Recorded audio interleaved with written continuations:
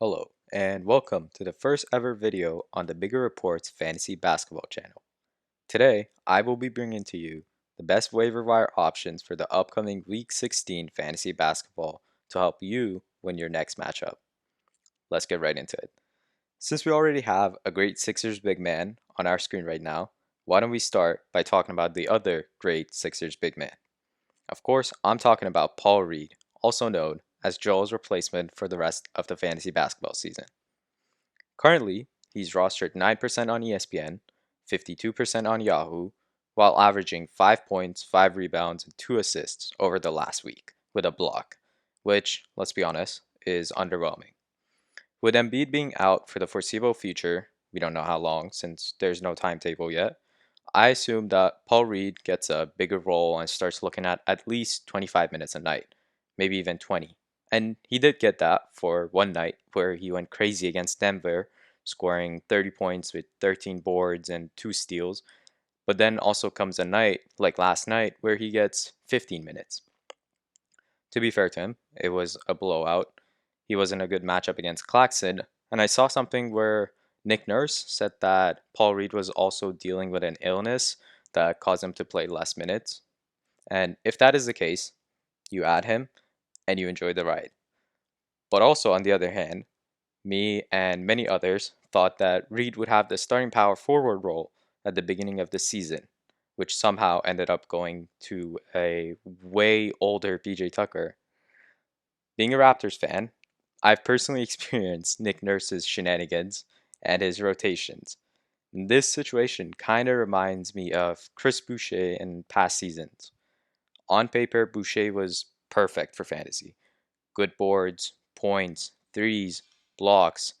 Percentages were there too. The whole package, but his minutes were so inconsistent that he was just a headache to roster. So I would say don't be surprised if in some games here and there Paul Reed doesn't play the same minutes, and maybe Mo Bamba does. Or they might even go without a real big man on the floor. Regardless, I believe he should be rostered or given a chance in almost every league. Now, the next player I wanted to talk about is the Warriors rookie, Brandon Pajemski. 8% rostered on ESPN, 33% on Yahoo, and averaging an impressive 13 points, 8 rebounds, 7 assists, with a steal and a block over the past week.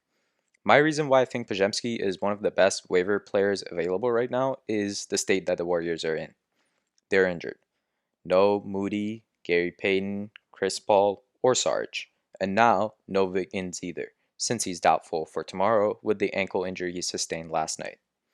Brandon's value comes in when you actually watch the Warriors and see that him, Kuminga, and Curry are the only Warriors putting up good fantasy stats and actually being a positive on the court, since Draymond and Clay want to add up to shoot 25% from the field. The Warriors also play 4 games next week and open up the week playing 3 games in 4 nights, which makes Pajemski's value even better.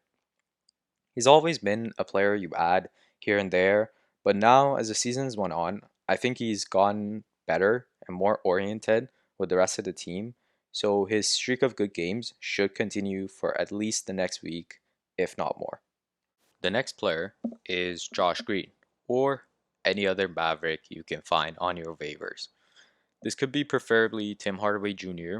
if he is available, or Derek Jones Jr.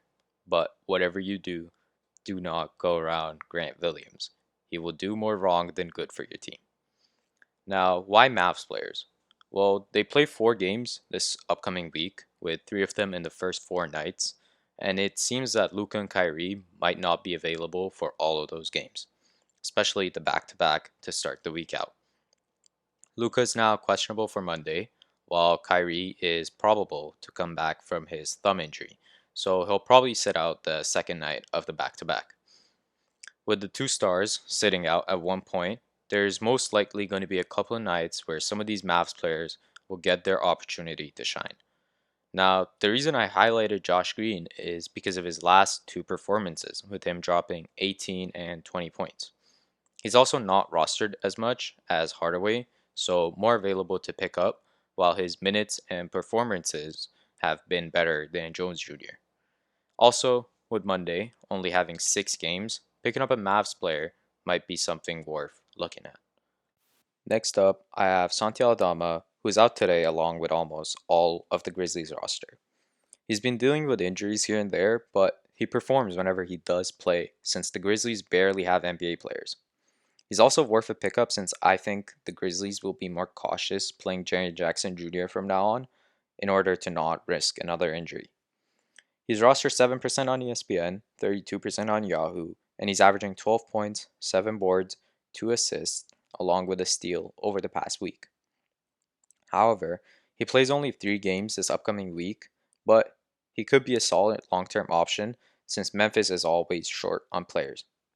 Even though he's a good pickup, be aware of his percentages in a category league.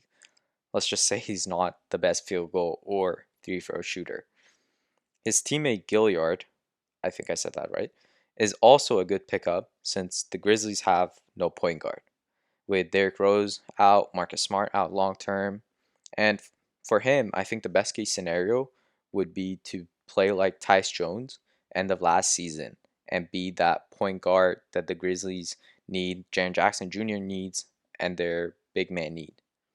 So I think he will also be another Grizzlies player that should be available in almost every league. Next player I wanted to highlight is Lonnie Walker, who's had a great 3-game stretch with 2 19-point games and a 20-point game. Even though all those games are blowouts, it is still good to consider Lonnie because of the next Nets schedule and since he's available in most leagues. The Brooklyn Nets play 4 games this upcoming week, with 3 of them in the first 4 nights. So Lonnie could be a very solid pickup for the back-to-back on Monday and Tuesday. Also, some other players worth mentioning are Ayo Dosunmu, who looks very good recently and is a definite Moss roster, with Patrick Williams being out for a few weeks and healthy boy Zach LaVine not coming back entirely. Onyeka, who has recently gotten a role in Atlanta that people who drafted him or picked him up earlier in the season have been waiting to see for a long time, is also another good player to mention. Capella's injury should make him a Moss roster for at least the next couple of weeks. However, I wouldn't expect the Hawks to trade Capella at the deadline, but they might let Onyeka take over for the rest of the season. We'll have to wait and see about that, but so far, he should be rostered everywhere. Bruce Brown, the new Raptor, has been really good for the past few games, but keep in mind that Toronto has had Barrett, Quickly, and Portal out for those games, so his minutes are going to come down from the high 30s to low 20s. He should still be a good player to hold on to or stash for at least the next week until the trade deadline to see if Toronto would trade him or not and see how that turns out. Lastly, Precious Achua, with minutes you have never seen before. He's playing 40 minutes a night and he's putting up good stats in those, and this should continue until Randall is back. We currently don't know when Randall will be back since some reports say months while others say weeks, so we'll have to wait and see about that. No matter, for Precious, he's Moss roster as long as he keeps the minutes, and you should make sure to grab him in every league you can. We started with MV, let's finish with him too. So thank you guys for watching, and make sure to drop any questions or opinions down in the comments. I will see you next time.